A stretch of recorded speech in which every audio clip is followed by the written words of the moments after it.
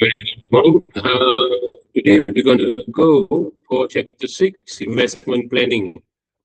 Investment is defined as sacrificing present consumption. Means that today we don't consume using that particular asset money uh, and invest it. So in the future we can reap extra benefits.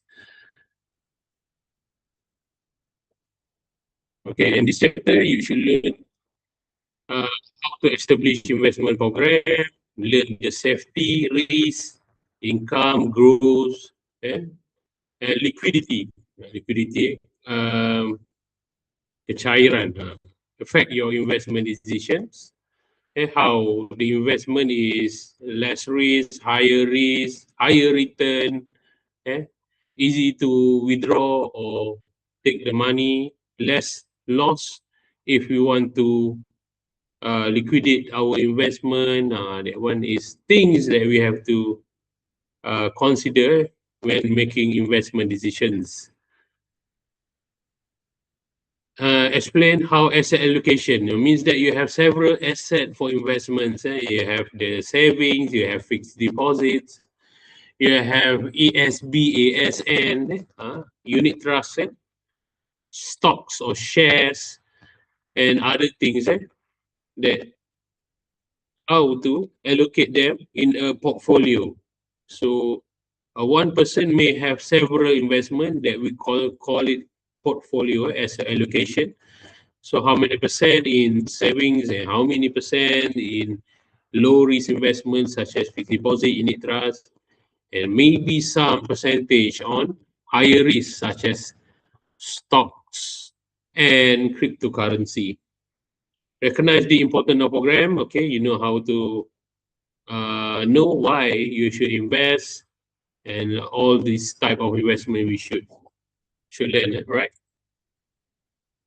Okay, this is establishment of goals. So in the future, what we need the money for, what the wealth we need for, what are your goals? Can sometimes in the short term, maybe we want to buy something. In the longer term, maybe we need the money for security, for establishing wealth, establishing a capital for our business in the future, to buy a house, to prepare the down payment, and everything else. So this one, I think we have discussed it in the other chapters.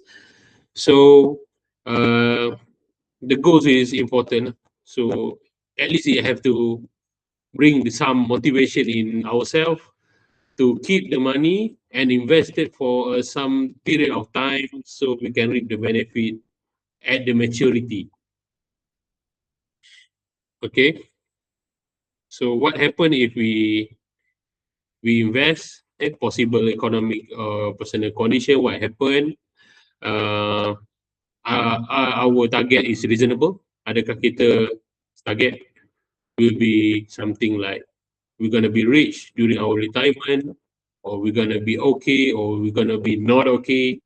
Are you willing to sacrifice now consumption? So are you willing to not consume a lot of money to buy on the lifestyle you have to give away for the future benefit, and what is the consequences if you not reach the investment goals? Apa akibat dia? So investment. That's why we have to think the investment is some kind of ours not touching or long-term savings with some benefits. Right. Okay. Perform financial checkup is actually you see yourself when you are in the future career. So how much money you need to use sufficiently for your everyday consumption. You need to pay your PTPTN, you have to buy food, you need to pay your rental if necessary, you need to pay for fuel or everyday expenses for going to work, and to support some of your hobbies maybe, and emergency fund, and you need to save some emergency fund. So this is self-assessment that require in chapter 1, chapter 2.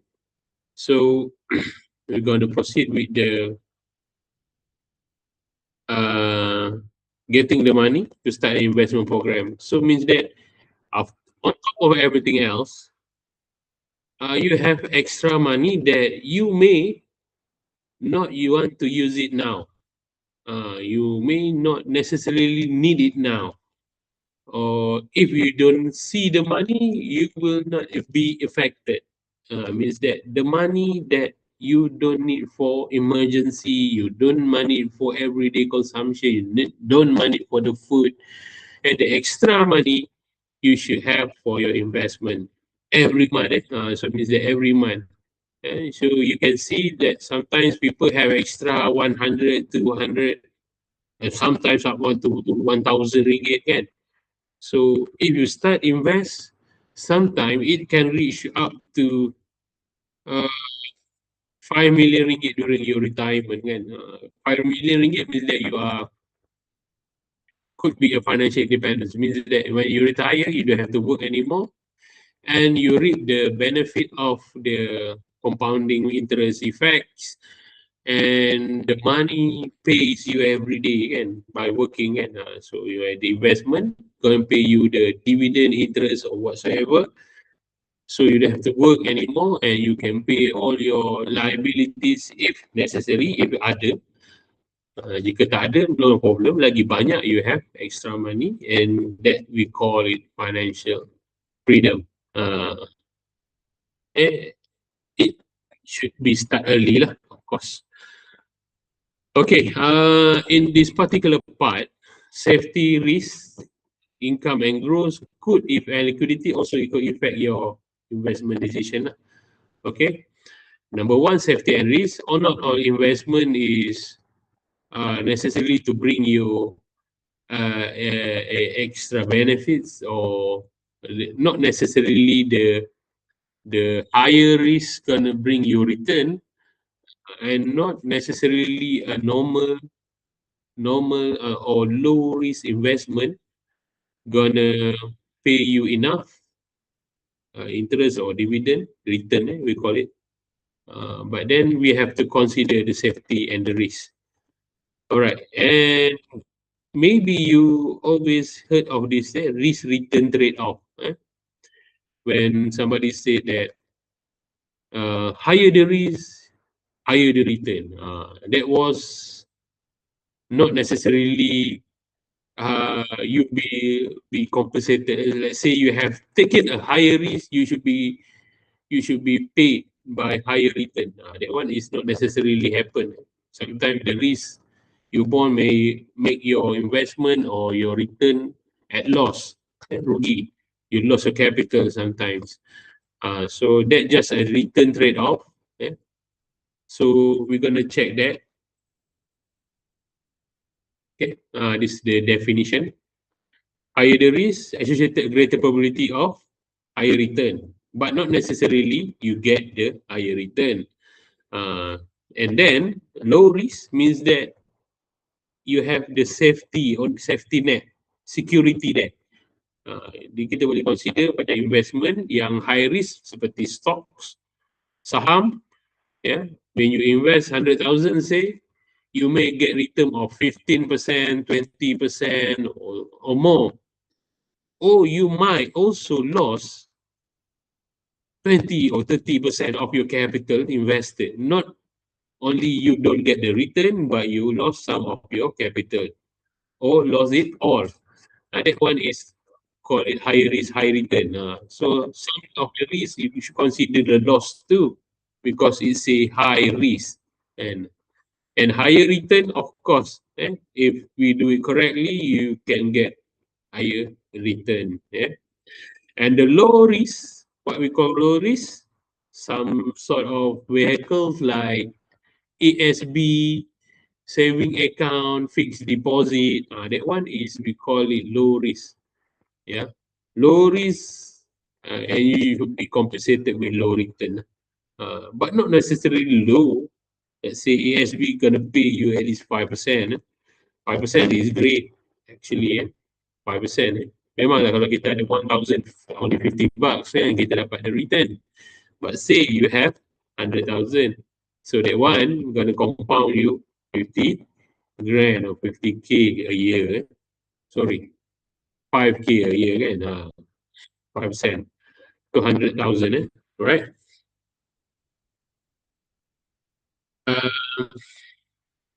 This is the component of risk factor. And when consider risk, this is the component. Okay, inflation. So means that why we are paid for our investment, some of it because of inflation. Harga barang naik, the basket of goods, the consumer price index is increasing day by day, so make our money less and less worth. So to compensate that, the investment vehicle paid us the interest or return. Okay, interest rate risk, that one sometimes is fluctuate.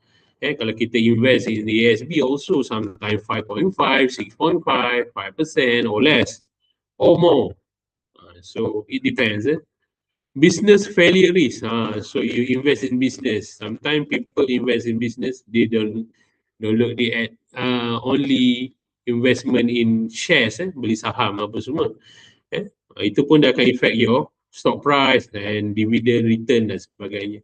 Even you invest in gerai nasi lemak made by your brother or sister or your family members kan, so pulangan dia apa semua kalau dia gagal dan sebagainya.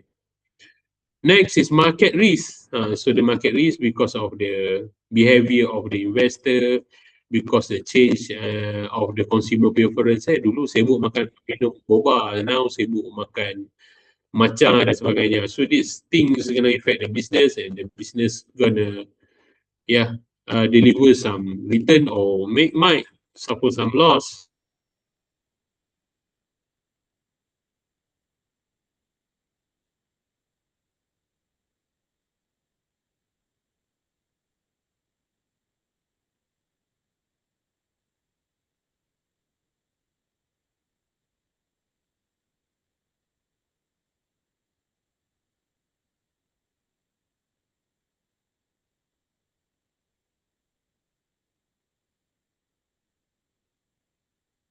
When in peringkat global, contohnya asing, forex apakah dia mana investment.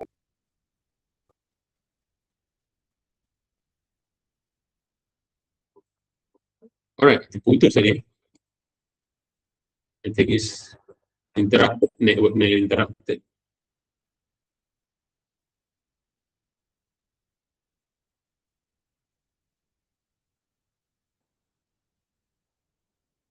Can you all still see the slide?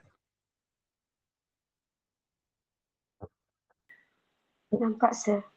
Okay, Nampak, sir. boleh. Boleh, sir.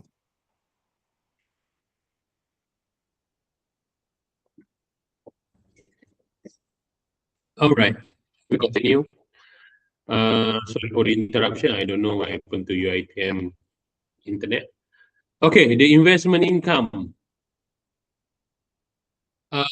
Safe investment, saving account, of course, everybody have. Certificate of deposit, contohnya simpanan sijil, simpanan premium ke, simpanan apa, fixed deposits yang some of the banks have it, and then ada cabutan bertuah, everything.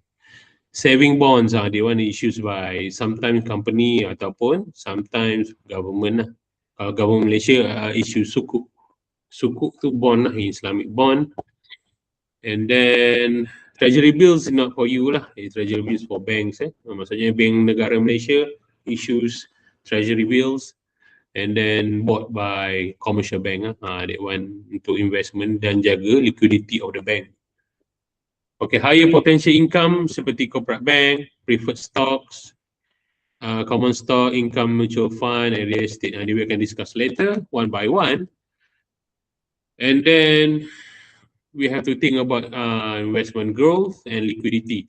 Liquidity, if we invest in stock, let's say, saham tu maybe dia ada up and down, and then nak jual tu you have to pay brokerage fee and everything else, akan affect your value tu, mungkin nak clear tu 2 hari payment, macam tu ada sedikit problem of liquidity, sedikit lah kan. Yang tak ada proper liquidity macam ASB. ASB now you guna apps and you can withdraw it anytime.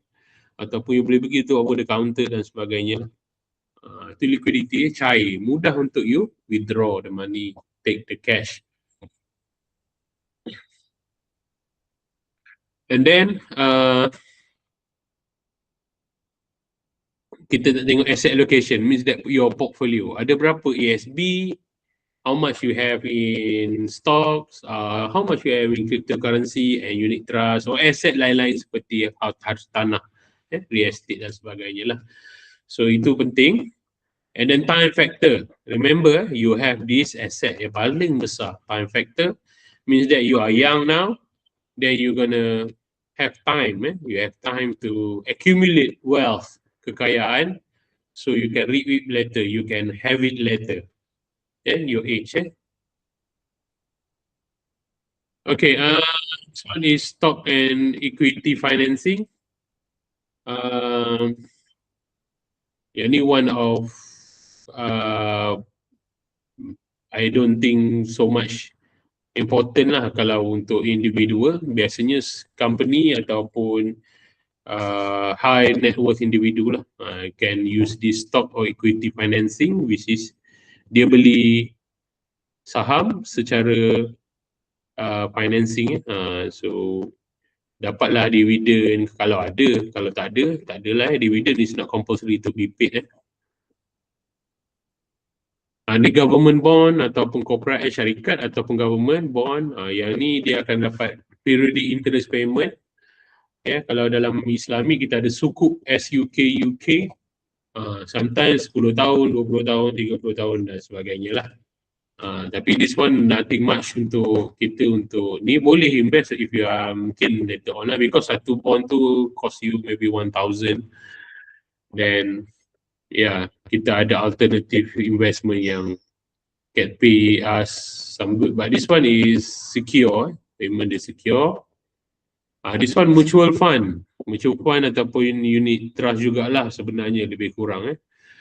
Mutual fund ni dia duit bersama. So duit tu dikumpulkan beramai-ramai dan diinvest sedikit dekat saham, sedikit dekat kerajaan, sedikit dekat projek, sedikit dekat small business, big business dan sebagainya. That one we call mutual fund. One of it is unit trust. Sama macam ASN, ASB. ASN dan ASB tu dia adalah mutual fund atau unit trust. Jadi duit bersama dikumpulkan dan digunakan untuk investment. Siapa yang laburkan, dia panggil fund manager. Fund manager ni of course lah yang certified dan yang professional lah, then kita dapatlah part of in return. Next, real estate, harta tanah. Harta tanah ni harta yang berkaitan dengan tanah lah. Tanah dan rumah dan kondominium dan anything yang berkaitan dengannya, termasuk unit trust harta tanah. REIT nanti kita akan discuss lah. So harga harta tanah of course dia akan naik. But then ada cukai yang necessary we have to ni. Location yang paling penting, because what? Location ni require kita untuk dapat dua perkara lah.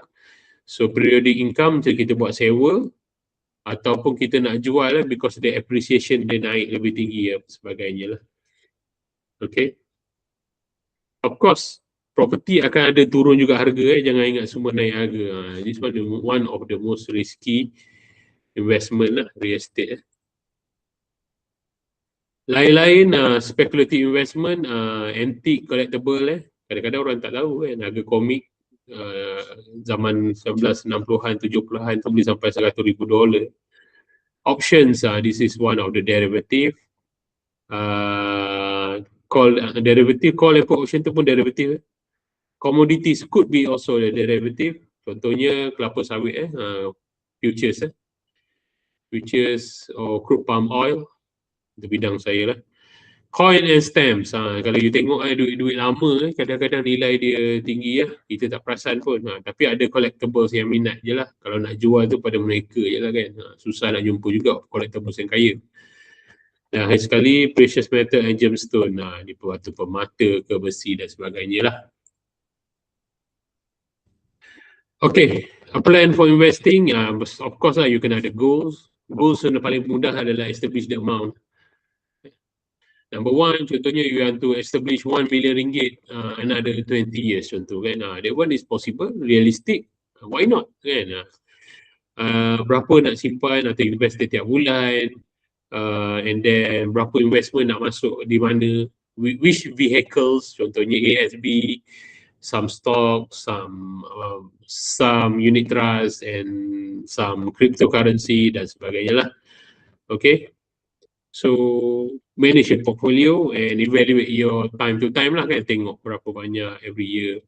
So nampak mana satu yang bergerak baik, mana yang bergerak lancar kan dalam you punya portfolio, this investment, that investment. Then you can maybe alter sedikit kan, tambah lebih banyak dekat saham ke, kripto ke, ataupun saving ke kan, benda-benda macam tu lah. By time to time. Kalau tak pandai boleh consult financial planner ataupun investment banker kan. So some people have this license to advise, so of course lah with some payment lah kan, kena consult dan minta nasihat. Okay, this is the step you have to think lah.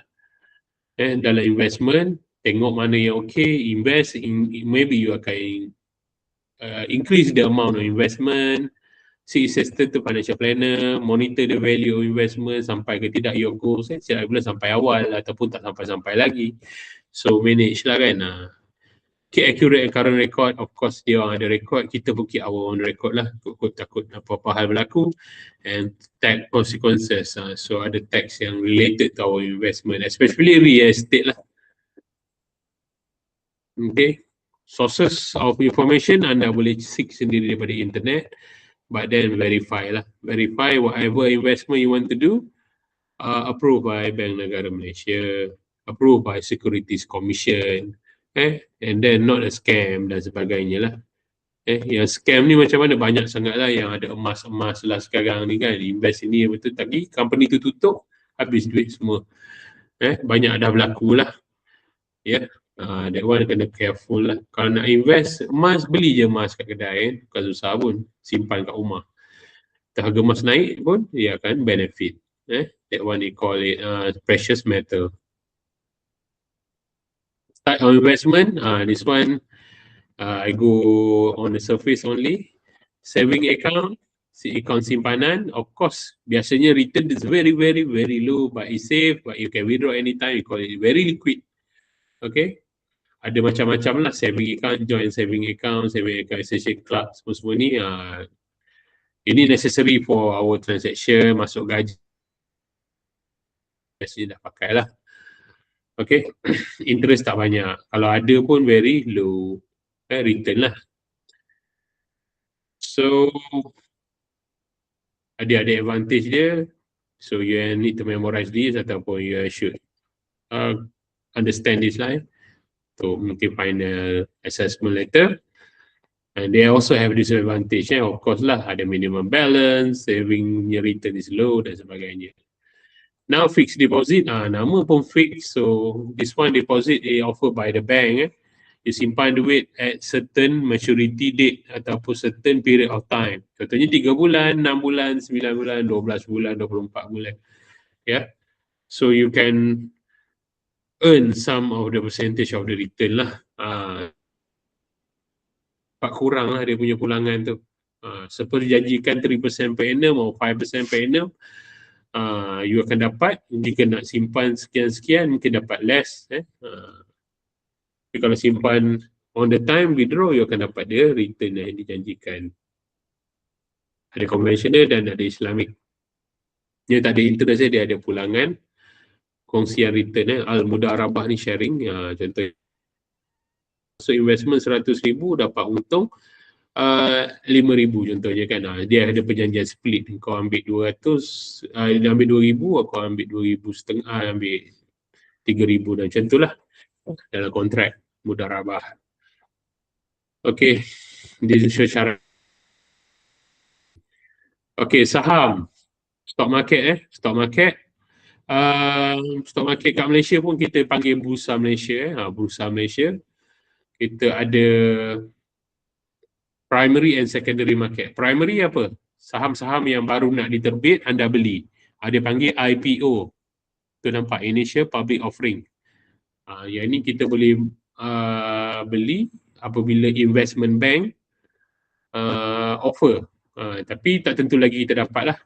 Kalau kita dapat pada harga IPO tu, maybe harga tu paling murah ataupun harga tu mungkin boleh jatuh lagi kalau masuk market. Maksudnya belum dapat lagi masuk dalam senarai Bursa Malaysia. Dia panggil IPO. Kalau saham-saham yang dah didagangkan masuk dalam pasaran, dia panggil secondary market. Kita nak beli atau jual dalam sistem Bursa Malaysia, dia secondary lah. Depends lah harga berapa naik, harga turun, nak beli bila, nak jual bila. Tak nak jual pun tak apa, earn the dividend if ada, diberi.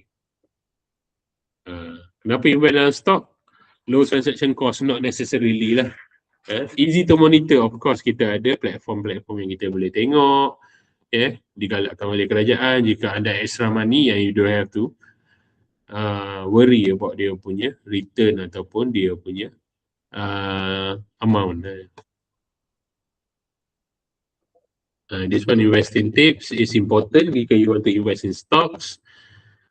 You can learn how to open a CDS account. Buka CDS ni RM10 je. Biasanya RM10 sahaja. Broker akan contact anda. Tak salah saya, kita ada mungkin dalam 9 ke 12 broker lah dalam Malaysia. So you can check the broker ni mana-mana nak masuk. Dan dia akan minta RM10 untuk you bayar for the CDS account. CDS account is account untuk you mendagangkan saham you, nak tengok dia punya return dan sebagainya lah. Kita bank Bursa Malaysia also dah keluarkan bursa punya apps. So dekat situ pun kita dah boleh mohon daripada mana-mana broker yang tersenarai. So you can open CDS account lah. The brokerage akan contact you using email, so dia akan minta you punya order ni dan start your investment lah. Need at least to start trading tu at least 1,000 lah, RM1,000 lah kan, kena ada. Masuk dalam account CDS tu 1,000, the first one. Nak buka account RM10, dah ada account, masukkan duit 1,000 lah for trade. So you can check these links. This one ETF kat Malaysia ni tak famous, but they are, kalau nak kan, so you can check. This one is in the index, index commodity obat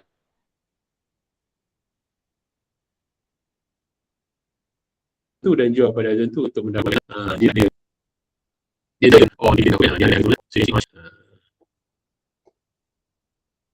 ni jenis bond, you can read it, mungkin ada soalan, mungkin tanyalah. And karakteristik of bond ni dijual pada nilai RM1,000 sekeping, kita digital lah, so tak ada papers lah. Alright, and then maturity daripada 1 hingga 30 tahun. Jika company ataupun ada masalah apa, anda akan dapat dulu duit anda sebelum pemilik saham. Sebab dalam syarikat dia ada saham, dia ada bond. Dan tidak boleh buat keputusan dalam mesyuarat AGM. Okay, no voting rights.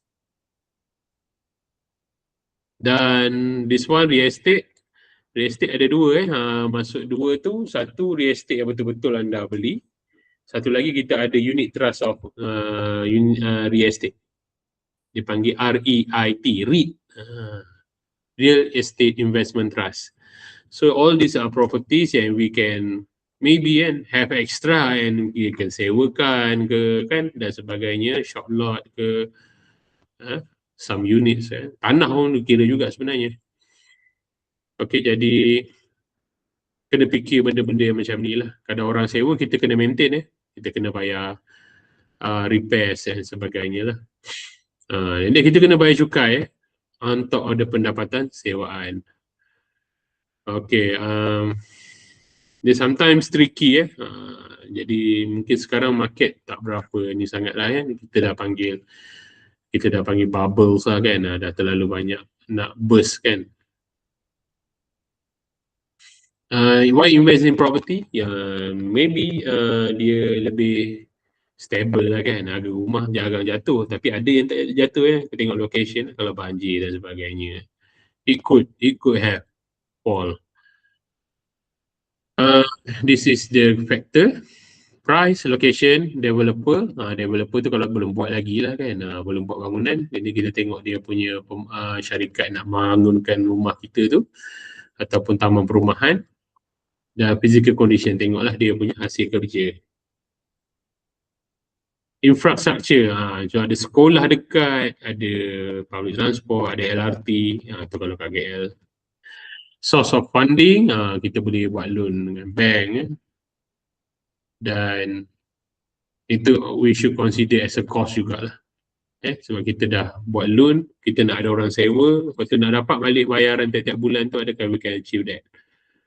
Now it's difficult. Let's say you're paying at the bank for 1,500 a month, orang nak sewa bayar 1,200 je maximum, so we had loss every day, every month. We call it bocor kan, leaking. Okay. The pulangan tu ada these things lah, berkaitan dengan pulangan atau return of real estate. Faktor-faktor yang menyebabkan anda akan dapat pulangan tinggi atau rendah. Dan satu lagi dia panggil real estate investment trust. Yang ni pun kita ada alternatif lah. Jadi unit trust yang dibuat untuk real estate sahaja. Kita ada amanah saham hartanah ke apa, saya tak ingat. That one tu kalau nak invest dalam hartanah boleh beli unit trust yang kerajaan sediakan ataupun lain-lain yang syarikat sediakan, REITs. Alright, and you akan dapat pulangan. Unit trust ni dia ada pulangan yang berkala, so macam dividen juga, and then you boleh jual juga dia kepada other people kalau dah tak nak hold. This one is the unit trust yang lain-lain lah. Yang ni termasuk juga ASB, ASN, Amanah Saham Nasional, Amanah Saham Wawasan, itu government punya unit trust. Lain-lain public bank yang keluarkan tu banyak unit trust pun you can seek kan, boleh tengok. Harga unit trust tu lebih murah daripada kalau nak beli satu-satu saham individual macam saham syarikat ke kan, mahal kan, nak beli 100 unit apa semua. Unit trust dia ada keluarkan unit-unit yang lebih kecil lah. Jadi anda boleh invest juga dalam syarikat-syarikat yang besar melalui unit trust. Cuma diuruskan oleh profesional. Alright. Pihak-pihak yang terlibat, anda lah unit holder. Lagi banyak unit anda pegang, kalau pulangan tu dapat sekian-sekian, anda akan dapat pulangan yang lebih banyak lah. Dan of course unit ni terhad, contohnya dia keluarkan sebanyak 2 bilion ringgit saja. So jika anda ada simpan 2 juta, so anda pemilik 2 juta, yang lain-lain dah penuh dah, jadi orang lain nak beli tak boleh dah, kecuali ada pihak lepaskan pemilikan. Not necessarily kata unit trust ni bagus, tetapi dia ada limit. So untuk satu-satu tabung ataupun fund. Investment management company, contohnya this one adalah public bank. Trustee, trustee ni pemegang amanah lah, biasanya bank lain lah, CIMB ke apa kan.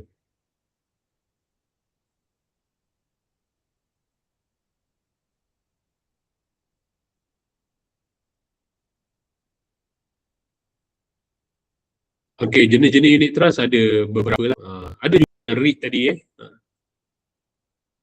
Dan benefit of investment unit trust, unit trust ni duit anda tadi diinvest oleh professionals.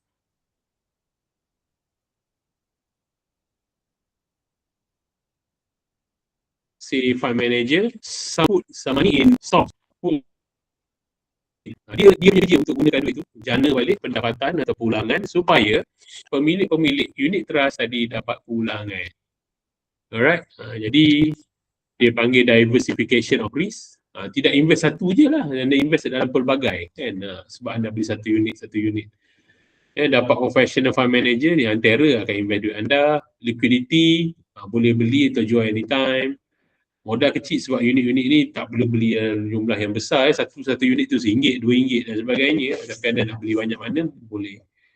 Dan boleh hedge against inflation. This some of the charges. So kena fikir juga charges dia lah. Benda-benda ni ada cost dia dalam kita. Sama macam saham juga ada transaction cost. Dah harta tanah ada taxations and ada macam-macam lagi lah. Semua tu ada kaitan dengan kita punya investment planning. Okay, itu saja untuk lecture. Stop the recording first. I don't know kalau benda tak boleh tekan. Alright, tak apa, itu saja untuk lecture. Okay, jika ada soalan boleh tanya sekarang.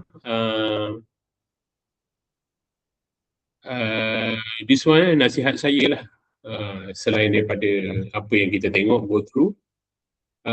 Jika anda dah start bekerja, invest lah dalam ESB atau apa pun yang investment vehicle lah, paling mudah ESB atau tabung haji lah. RM100 sebulan pun okey. Jadi duit tu memang tak pakai, kiranya takkan pakai, biar je. Setiap bulan. So sebulan, setahun dah 1,200. Belum termasuk pulangannya lagi lah. So 30 years kan, mungkin amount tu dia akan boleh top up lagi dan you akan earn more lah.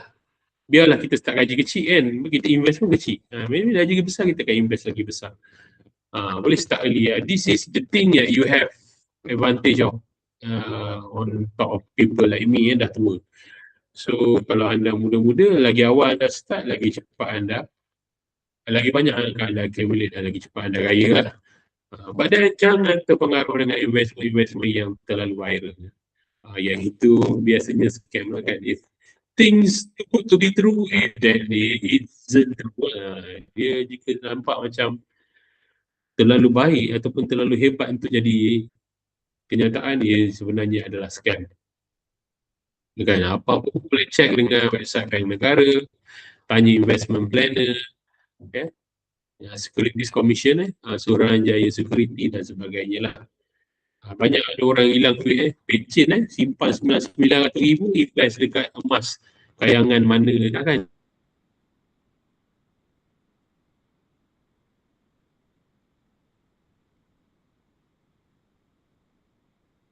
Tiba-tiba duit hilang RM900,000. Mula-mula dia bagi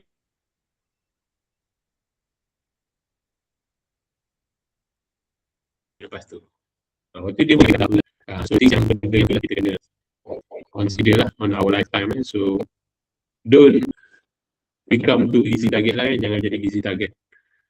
Especially student pun macam tu juga, ramai je. Zaman-zaman saya kan, waktu saya student kan, ramai yang join MLM, mata level marketing, yang itu pun kita dah nak muak dengar. Tapi ramai student-student yang pakai kod, nak beli kod pun kod bundle kan, benda-benda macam tu lah. So you are university students, you become a future degree graduate, so don't make a stupid mistake lah kan. Mistake sometimes we did kan, kita pun dalam bekerja, dalam buat keputusan. But dalam perkara duit ni, kadang-kadang kita cannot afford to make mistake lah.